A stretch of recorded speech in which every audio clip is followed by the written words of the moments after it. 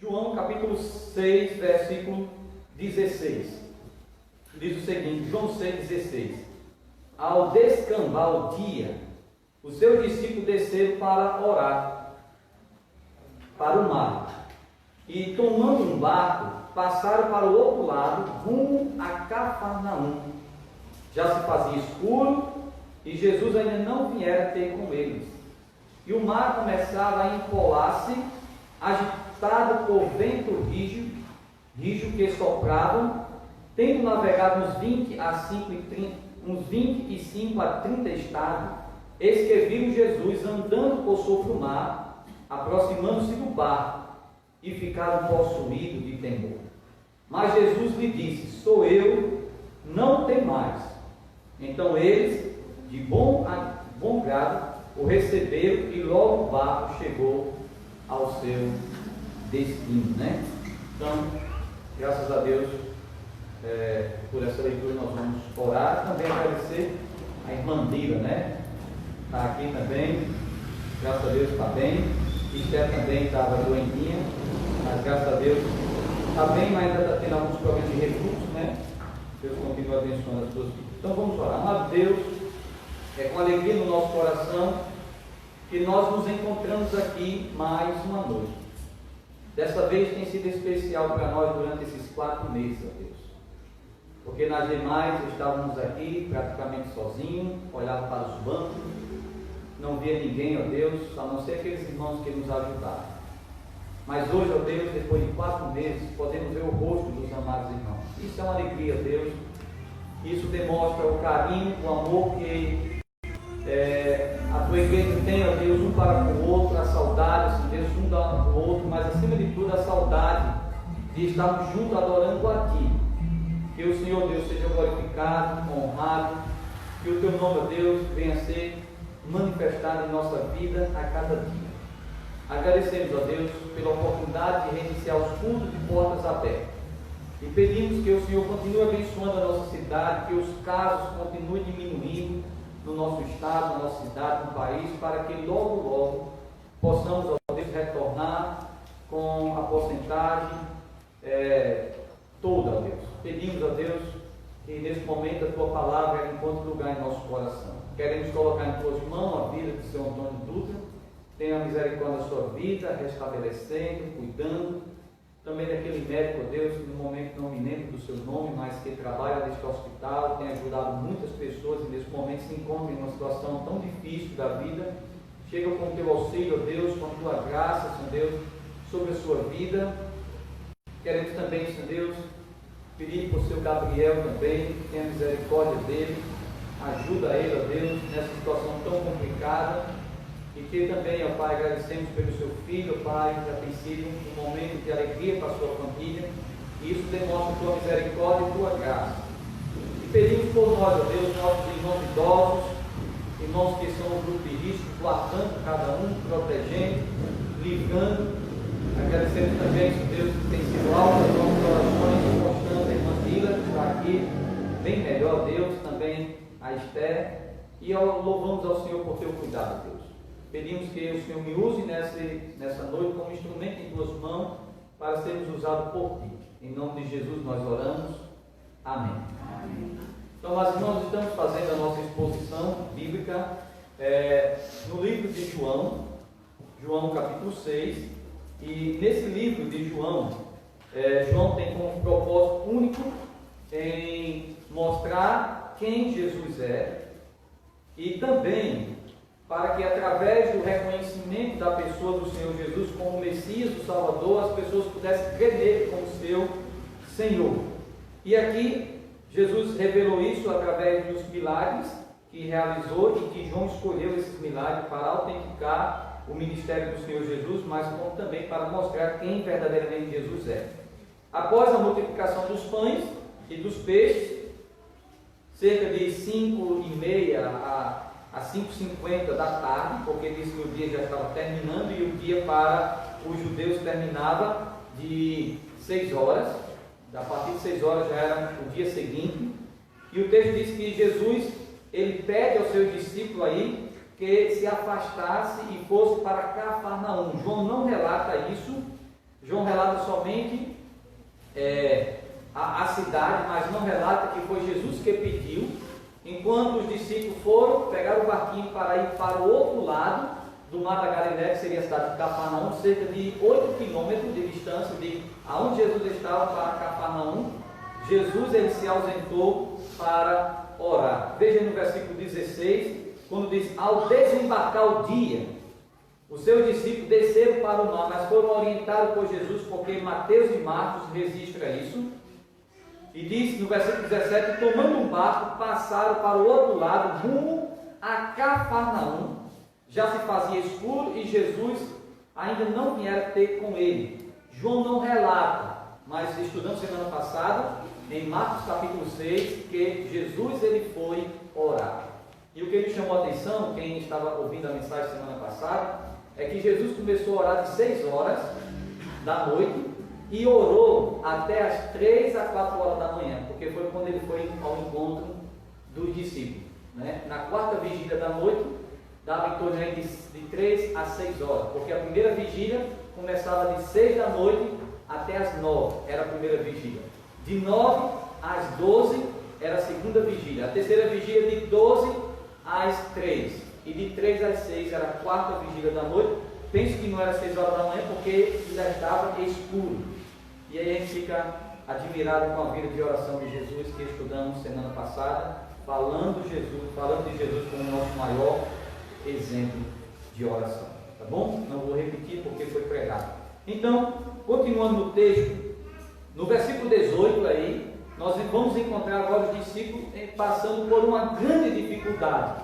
Veja no versículo 18: e o mar começava a empolar-se, agitado por vento rijo que soprava. Então, João não relata tanto o que estava acontecendo ali. Mostra que assim, o mar estava, os ventos estavam fortes, tá bom? Estavam soprando sobre o barquinho. Mas quando a gente vai para Marcos, e os irmãos podem abrir comigo aí, deixe marcado, quando a gente vai para Marcos, capítulo 6, que relata esse mesmo episódio, como Mateus também relata, Marcos capítulo 6, nós percebemos aqui a situação dos discípulos de forma mais desesperadora que o apóstolo João relata lá. E talvez os irmãos dizem: por que, pastor, por que eventos tão importantes João não relatou? Por exemplo, Pedro andando por sobre as águas, João não relatou. Jesus vendo os discípulos em dificuldade, porque o evangelho de João foi o último evangelho a ser escrito. As pessoas já tinham acesso a Mateus, Marcos e Lucas, e João ele focalizou naquilo que ele queria falar, Jesus sendo Deus. E alguns detalhes ele não enfatizou, porque as pessoas já tinham conhecimento pelos demais evangelhos que foi escrito primeiro, tá bom? Por isso que Marcos capítulo 6 aí, veja Marcos capítulo 6, versículo, vamos ler versículo 45, só para os irmãos verem aquilo que João não relata. Marcos 6, 45, logo a seguir, compeliu Jesus os seus discípulos a embarcar e passar adiante para o outro lado, veja que foi Jesus que pediu, a Betesda, enquanto ele despedia a multidão. E tendo despedido, subiu a um monte para orar. Ao cair da tarde, já era mais ou menos chegando às 6 horas, estava o barco no meio do mar. É interessante perceber, porque se estava no meio do mar, era cerca de 4 a 5 quilômetros, que João relata realmente lá, 5 quilômetros, que o barco já tinha se distanciado da terra. Então, Marcos, ele não diz a quantidade de distância, porque João relata isso, mas Marcos diz que estava no meio do mar. E ele sozinho em terra, Jesus estava orando sozinho. Agora veja o versículo 48. E vendo-os em dificuldade a remar, porque o vento lhes era contrário, por volta da quarta vigília da noite, veio ter Jesus com ele. Então veja aí que eles estão remando, eles estão em dificuldade mesmo, porque os ventos são contrários, e eles estão ali, naquele lugar escuro, sozinho. Como pescador, eles conheciam muito bem aquele lugar, como André, Tiago, João e Pedro também, eles conheciam muito bem, mas aqui eles estavam vivendo uma experiência diferente. Talvez eles nunca tivessem passado por isso, o mar da Galileia, que era uma lagoa grande, estivesse realmente agitada, realmente sem ter condições de ele remar e chegar ao seu lugar de destino. Embora reconhecesse bem aquele lugar, uma tempestade surgiu de forma inesperada quando eles estavam voltando, para a cidade de Cafarnaum. Com isso, meus amados irmãos, a primeira lição que nós tiramos aqui para a nossa vida é que nem sempre os ventos são a favor da nossa vida. Nem sempre a gente são levados por ventos bons, Estava falando agora na rádio, quando você está andando de bicicleta e quando você vai daqui para Várzea, é uma coisa, quando você vem de Várzea para cá, é outra coisa. Porque quando você vai, você é contrário ao vento. E o vento fica batendo tão forte que você fica pedalando e parece que não sai do lugar. Mas quando o vento é a favor, aí é uma beleza. E se você for magro como eu, o vento vai levando com tudo, Não precisa nem pedalar. Então, quando os ventos são a favor, isso é bom demais. Mas quando são contrários, isso relata, amados irmãos, que nem sempre os ventos são a favor na nossa vida. Sempre acontece que dá uma ventania contrária, e isso de forma inesperada. Muitas vezes a gente vai dormir bom, como muitos foram acontecer com respeito à Covid, Foram dormir bom, na noite se acordaram com bastante dores no corpo, tossindo, febre, e ficaram assustados. E começaram o tratamento. E muitos não terminaram o tratamento porque chegaram a falecer e perder sua vida. Já vai chegando para 75 mil ou 76 mil. Realmente as vítimas que foram abatidas pela Covid, mas não somente. A gente está pensando na Covid, mas quantas pessoas não morrem? Quantas pessoas muitas vezes sentem uma dor, vai no médico a um diagnóstico que é o câncer? Quantas pessoas perderam seus empregos? Quantos empresários foram à falência, passaram anos e mais anos, tempos e mais tempos, muitas vezes herdaram até dos pais as empresas, mas foram à falência. Porque a vida aqui na terra, nem sempre os ventos são favoráveis a nós. E aqui os discípulos estão aqui vivendo em uma grande dificuldade. E muitas vezes acontece isso também com a nossa vida.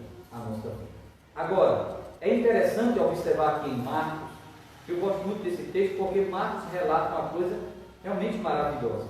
Veja no versículo 48 novamente, vendo-os em dificuldade.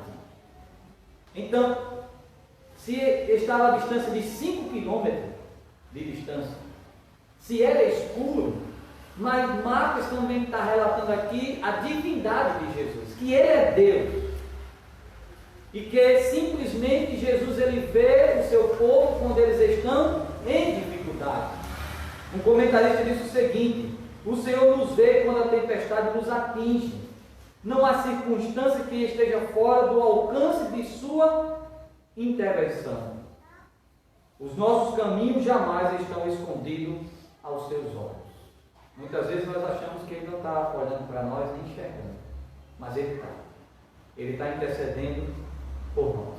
Um outro autor, ele diz o seguinte: embora a tempestade surgisse e a escuridão circundasse o pequeno grupo de homens, eles estavam completamente seguros, pois o Senhor estava intercedendo por eles no mundo.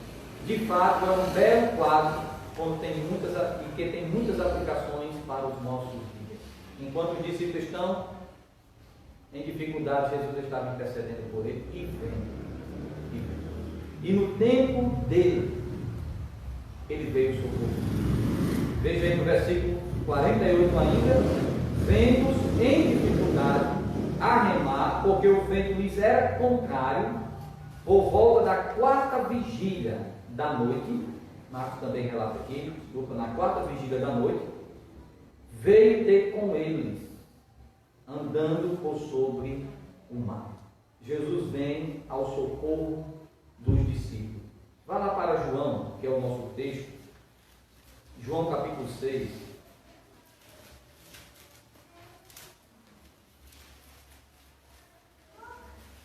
João capítulo 6, os versículos 19 a 21.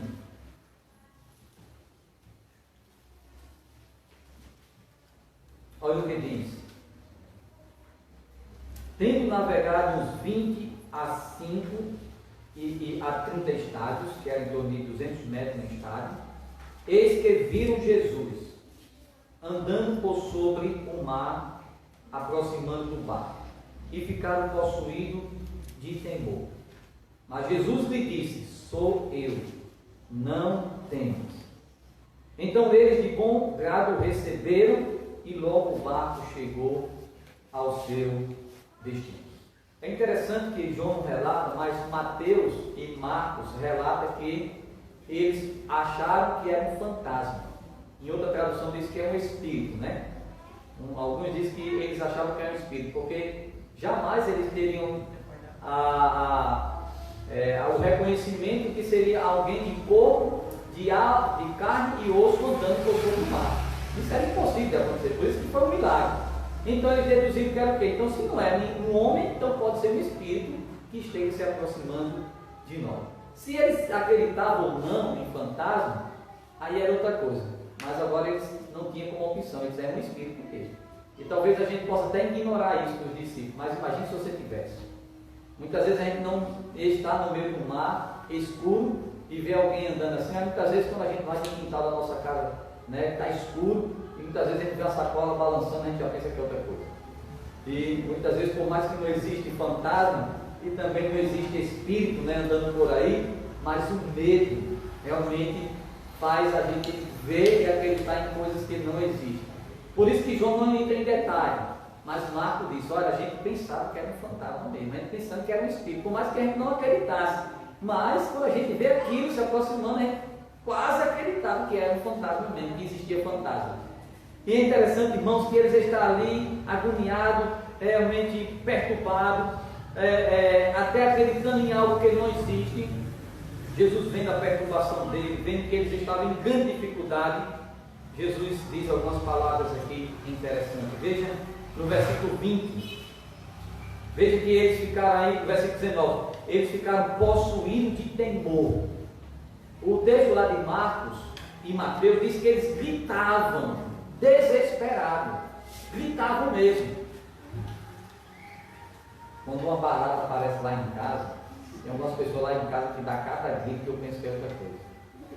Imagina a situação aqui que eles estavam. Imagina a situação aqui. Então eles gritavam, né? Desesperados. Muitas vezes, irmãos, muitas vezes, as situações difíceis da vida nos levam a entrar em desespero. Muitas vezes. Eu sei que o desespero é por falta de fé. Aqui era a provação. A lição foi dada na multiplicação dos pães. Jesus revelou para eles que Ele é Deus, que Ele tem um poder sobre todas as coisas. E agora Jesus leva eles para provar eles. E aqui eles fracassam nessa prova. Eles não estão confiantes, porque onde há medo não há confiança. Onde há medo não há fé. O coração não pode ter a fé e o medo ao mesmo tempo. E eles aqui estão angustiados, perturbados, gritando com medo, apavorados. Jesus chega para eles, de acordo com João, e Jesus disse: sou eu, não temas. Mas se nós formos para Marcos, se a gente for para Marcos capítulo 6, volte lá, para Marcos capítulo 6, Marcos e Mateus já nos dá alguns detalhes com respeito ao que Jesus falou. Veja, a gente leu Marcos, vamos ler Mateus capítulo 14. Mateus 14, Marcos e Mateus já acrescentam um detalhe que João não acrescentou. Repito novamente, João não acrescentou esse detalhe porque o foco de João era na frase eu sou. Por isso vocês não devem temer. Já Mateus, em 14, versículo 27, Mateus diz o seguinte: mas Jesus imediatamente, eu gosto muito dessa palavra também, porque Jesus, ele sabe o momento certo de nos socorrer. Ele sabe que se a gente passar mais um pouco de tempo, a gente não vai suportar. Por isso que quando ele vê a perturbação no coração dos discípulos, diz que imediatamente ele falou: tende bom ânimo. Veja, tende bom ânimo. Sou eu. João já pegou só aqui, sou eu, não tem mais. Mas Mateus acrescenta aqui a primeira palavra: tende bom ânimo. Tende bom ânimo. E essa palavra aí, tende bom ânimo, em algumas traduções estão traduzidas assim: sejam corajosos, se anime. Porque Jesus sabe, amados irmãos, que as dificuldades tendem a nos levar ao desespero, e levando ao desespero rouba a nossa paz e a nossa alegria. E quando nós estamos em momentos angustiosos da vida e perdemos o controle realmente da situação e entramos em certo desespero, o Senhor sabe muito bem que isso vai trazer decisões desastrosas para a nossa vida. Estava contando na rádio, não sei se foi essa a ocasião, mas dá para perceber, nessa semana uma senhora em São Paulo, houve um incêndio no apartamento dela, ela correu para a janela da sua casa e simplesmente as pessoas começaram a gritar e no desespero ela perdeu o controle da situação e caiu e morreu. Porque muitas vezes agir em desespero acontece isso. Quantas vezes alguém no desespero tomou decisões erradas ou perdeu uma vida? Por essa razão eu penso sempre em Provérbios 18, 14. O espírito firme sustenta o homem na sua enfermidade, e o espírito abatido, quem o suportará?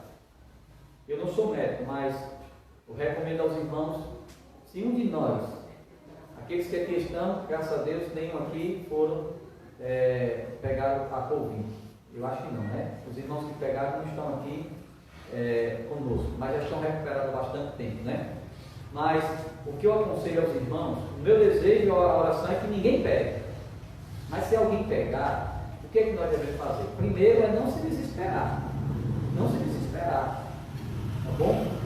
A outra coisa é procurar os recursos necessários. A oração é a prioridade, mas também, se tem 2 medicamentos que está dando certo aí, pelo menos não tem, mas está dando certo, que é a ivermectina e a azitromicina. Então, a mãe do irmão Josemar, com 80 anos, eu acho, não sei se ela já tem 80 anos ou mais, mas os primeiros sintomas foi tomar esses 2 medicamentos e houve realmente uma evolução no quadro dela, muito bom, que se recuperou sem precisar ir para um hospital. Depois entrou com antibiótico, né? O médico entrou com antibiótico e ela não precisou. Então, não se pegar, Deus me livre que a gente não pega, mas se pegar não tem. Ora e faz essas recomendações, segue as recomendações de alguns médicos. O que não pode fazer é algumas pessoas que ficam em casa, deixam o vírus tomar conta do corpo, quando vai para o médico, aquela questão logo no início, só vá para o hospital quando você estiver passando mal. Foi o que aconteceu, muitas pessoas perderam a vida, não tinha muita orientação. Graças a Deus que hoje nós temos, até é comprovado que o país, o Brasil, é recorde no mundo de recuperação. Por quê? Porque mesmo sem atender o protocolo de alguns médicos, estão agindo dessa forma. O que eu estou só dizendo aqui é que o espírito firme sustenta o homem. Então não adianta desesperar, o desespero não vai levar a canto nenhum. Chorar, desesperar, não vai melhorar a situação. Ninguém nunca melhorou com o desespero. A preocupação nunca trouxe solução para a nossa vida. O que precisamos fazer é nos manter calmos. Por isso que Jesus disse: tenha bom ânimo, tenha calma um pouco. Antes dele sussurrar a fé, questionar a fé dos discípulos, ele primeiramente tratou realmente do discípulo na sua vida emocional. Jesus se preocupa muito com os nossos sentimentos. Ele preocupa muito com os nossos sentimentos. Não somente com a nossa vida espiritual, mas ele se preocupa com a vida sentimental e física. Então é isso que Jesus está dizendo aqui, ó, tem de bom ânimo. Nós percebemos também em João capítulo 13, 36, quando Jesus disse: no mundo passais por aflições, mas tem de bom ânimo, porque eu venci o mundo. Um comentarista disse que é natural perdermos o ânimo depois de uma longa tempestade. Havia se dissipado toda a esperança de livramento no coração daquele grupo. Então a primeira palavra não é de censura. Jesus não censurou a sua fé, mas a primeira palavra de Jesus foi de ânimo. Talvez a gente pense um pouco sobre isso. Quando a gente vê um irmão em tais situações, não adianta trazer palavra de censura, né? Questionar. Você é fraco na fé, vocês tentam primeiramente animar ele.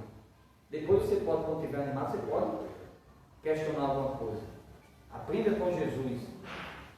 Jesus se importa com os nossos sentimentos, Ele é o nosso supremo psicólogo, Ele nos dá um banho de consolação e encorajamento antes de começar a transformar a nossa situação, como assim Ele nos fez. Não fique desanimado por causa das tempestades da sua vida. Elas podem ser inesperadas para você, mas não para Deus. Você vê que lá em João, quando ele diz: Filipe, dá de comer, providencia comida para essa multidão, o texto diz que ele já sabia o que ia fazer. A situação foi de forma inesperada para os discípulos, mas não para Jesus Cristo. Elas podem estar fora do seu controle, mas não do controle do Altíssimo. Você pode não entender a razão delas, mas elas são instrumentos pedagógicos de Deus para a nossa vida. É sempre assim. Estamos aprendendo com a vida de José.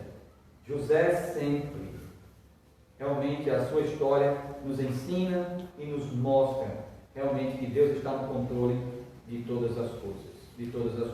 Então veja, agora vá lá para João, para a gente ficar no texto. João capítulo 6. João não acrescentou essa palavra não temas. Tem de bom ânimo. João, ele disse, João 6, versículo 20, mas Jesus disse: sou eu, não temas. Porque o propósito de João é relatar esta frase de Jesus no meio do milagre. Sou eu. Essa palavra sou eu é o eu sou do Antigo Testamento. Lembra que quando Moisés se apresentou diante de Deus, Moisés disse: qual é o teu nome? Aí Deus disse: eu sou. Porque eu sou mostra a autossuficiência de Deus, mostra a grandeza dele, o controle dele sobre todas as coisas, o próprio Criador, que era atribuído a Jeová, o nosso Deus. E João foi o escritor que mais utilizou dessa frase, eu sou. João disse que Jesus disse: eu sou o pão da vida, eu sou a água, eu sou a porta, eu sou a ressurreição e a vida, eu sou a videira, eu sou a luz do mundo. Então o que João está querendo pegar aqui, para provar, para mostrar aos seus ouvintes que Jesus é o Messias, o Salvador, para que eles possam crer e ser salvos, João utilizou essa palavra: sou eu, não temas. Por que os discípulos não deveriam temer? Porque o eu sou, o Deus Criador e soberano, estava com eles. É a mesma coisa, irmãos. Por que nós não devemos temer? Porque o nosso Deus está conosco. Eis que estou convosco todos os dias. Talvez em alguns momentos a gente se desespera porque a gente não reconhece Ele. Muitas vezes Ele está bem pertinho. E sempre Ele está perto, porque Ele anda ao nosso lado. Mas muitas vezes as provações são tão grandes que eles turvam a nossa mente e a gente não passa a reconhecer, e aí vem o medo. O que aconteceu com o discípulo? Por isso que é necessário a gente sempre estar ouvindo essa frase: sou eu, não temas. Ele é Deus. Por esta razão, os discípulos não deveriam temer. Não deveriam temer. Quando os discípulos reconheceram Jesus, seus corações se acalmaram, ficaram mais confiantes. João, que estava presente na ocasião, relatou, então, versículo 21, então eles de bom grado o receberam e logo o barco chegou ao seu destino. Que alegria, amados, não deve ter reinado no coração dos discípulos, poderem receber Jesus no seu barco, num momento terrível como aquele. Receber o Senhor com muita alegria. E João ainda acrescenta que chegaram logo ao seu destino. Quando Jesus está no nosso barco, no barco da nossa vida, as coisas caminham mais rápido. Talvez aos nossos olhos não, mas caminham. E logo nós vamos chegar ao nosso destino. Logo nós vamos chegar ao nosso destino. João aqui, amados irmãos, não relata, e que aqui é outro milagre, né? O barco faltava 4 quilômetros para ele chegar aos 5, mas o barco no instante chegou aonde eles estavam. João não relata um acontecimento que Mateus relata. Mateus 14, do 28 a 31, relata que antes de Jesus entrar no barco, Pedro, quando Jesus disse, não temas, sou eu, Pedro disse, se és tu, Senhor, manda que eu vá andando por sobre as águas até o Senhor. Mateus relatou, Marcos e João não. E aí Jesus disse, vem Pedro, porque outro milagre aconteceu. Pedro desceu e começou a andar. Foi um milagre. Outro milagre foi registrado ali por Mateus.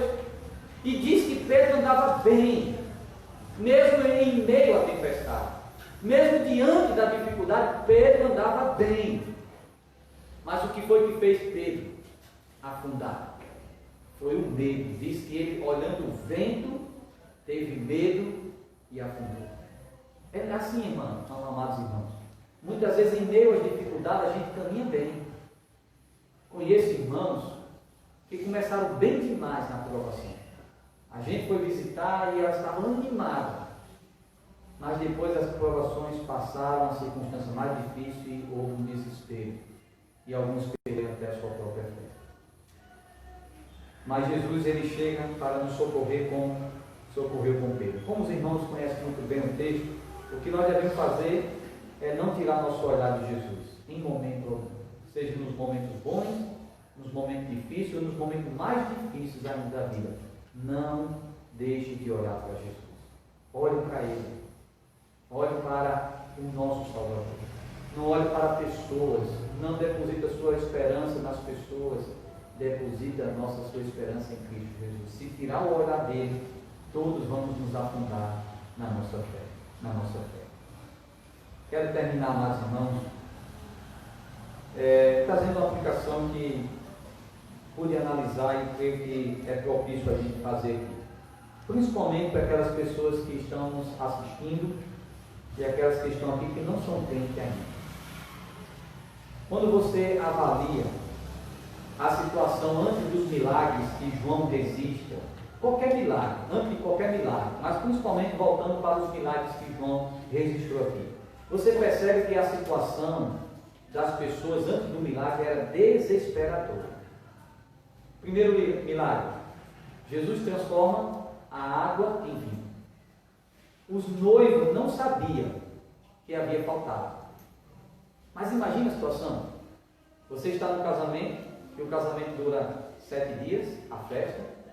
Chega no meio daquela festa, faltou vinho, o alimento, a bebida mais essencial para o casamento. E o vinho falta. E, irmãos, é interessante com isso, que muitas vezes Jesus resolve os nossos problemas antes mesmo da gente ter consciência dele. Antes mesmo de ter consciência dele. Jesus, olha, você não sabe a quantidade de problemas que ele já solucionou na nossa vida sem a gente nem saber. Você nem sabe. Mas aquelas pessoas que estavam cientes ali, como a mãe de Jesus, os serventes, as pessoas que chegaram, o mestre que tomava conta daquela casa, chegou e disse, olha, faltou vinho. E era um constrangimento para as pessoas. Mas Jesus foi lá, naquela situação tão desesperadora, faz um milagre. E ele olha a situação também no capítulo 4 de João, quando Jesus cura o filho do funcionário do rei. A situação era difícil. Um pai tem um filho à beira da morte. Quem é pai sabe muito bem disso. Quando o nosso filho adoece, tem uma febre, a gente fica com o coração partido. Imagine um filho desse homem que estava à beira da morte. Ele estava numa situação muito triste.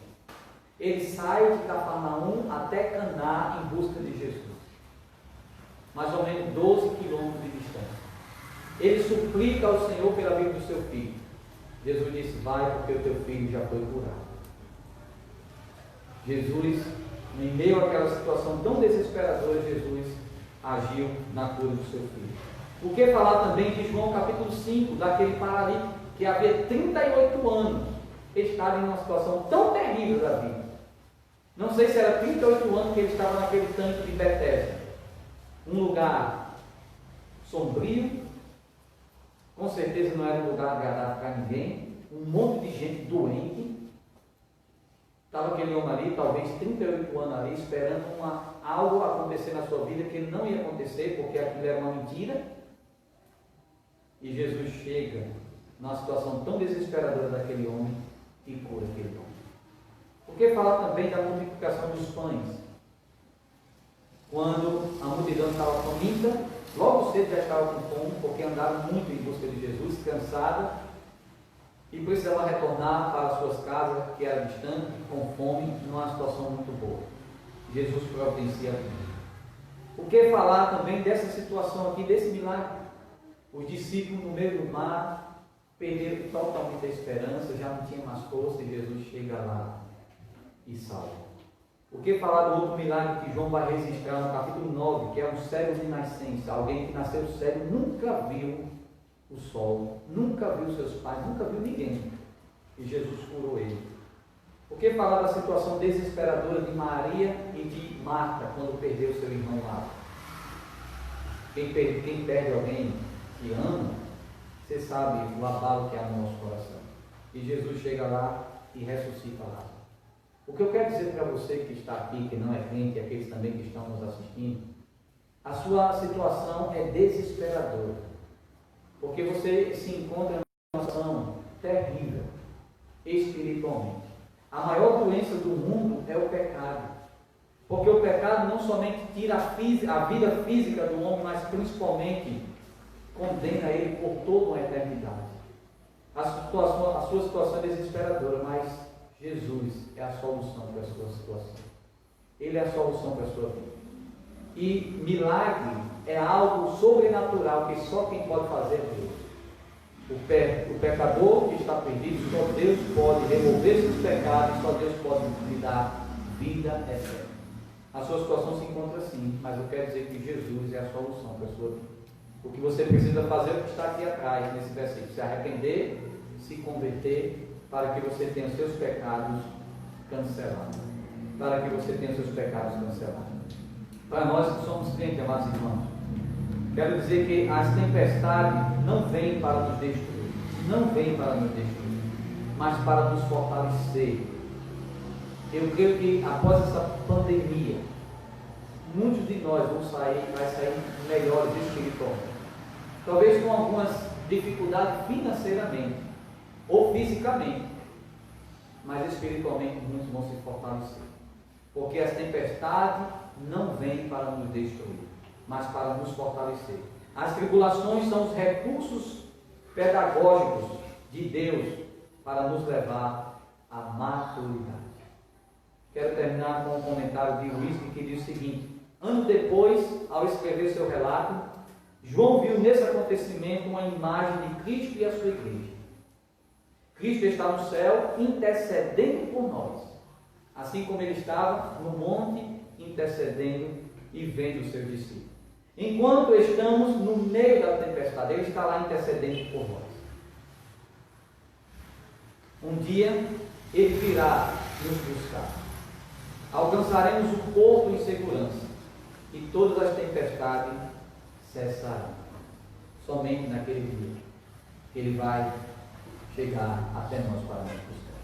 Enquanto ele não chegar, ele está no controle, ele está nos vendo, em meio à dificuldade, tentando remando para tentar chegar ao nosso destino. Mas nós vamos chegar lá, no dia quando Jesus vinha nos buscar. Seja pela morte, seja pelo arrebatamento. Mas um dia ele vai voltar. Porque ele é o nosso Deus, ele é o Criador de todas as coisas, ele nos salva. Então, meus irmãos, em meio à dificuldade da vida, vamos continuar confiando no Senhor. Vamos continuar amando o nosso Deus. Vamos orar. Amado Deus, precioso Pai, nós queremos te agradecer pelo teu amor, por tua misericórdia. Louvamos ao Senhor pela salvação em Cristo Jesus e pelo teu cuidado constante sobre a nossa vida. Ajuda-nos, ó Deus, a honrar o Senhor, a amar o Senhor e a depender de Ti a cada dia. Se há pessoas que estão nos assistindo e aqueles que aqui estão, que não são crentes ainda, possam tomar uma decisão em Cristo Jesus. Quando os irmãos estão orando, se você que não é crente ainda, repita, a sua situação é desesperadora. Porque você é um pecador e o salário do pecado é a morte. Se você morrer na situação que você se encontra, você vai passar uma eternidade longe dele, no lago de fogo. Mas ele é a solução para a sua vida. Ele é o caminho. Ele é a verdade. Ele é a ressurreição da vida. Ele é a porta. Se você entrar por ele, você vai ser salvo. E alguém nesta noite que deseja entregar a sua vida a Jesus, para ele poder ir para o céu, para que o milagre aconteça em sua vida, faça um sinal. Tanto que aqueles que aqui estão podem fazer um sinal, como aqueles que estão aí podem dizer: eu quero Jesus como meu Salvador. Pedimos a Deus que tenha misericórdia de nós, em nome de Jesus.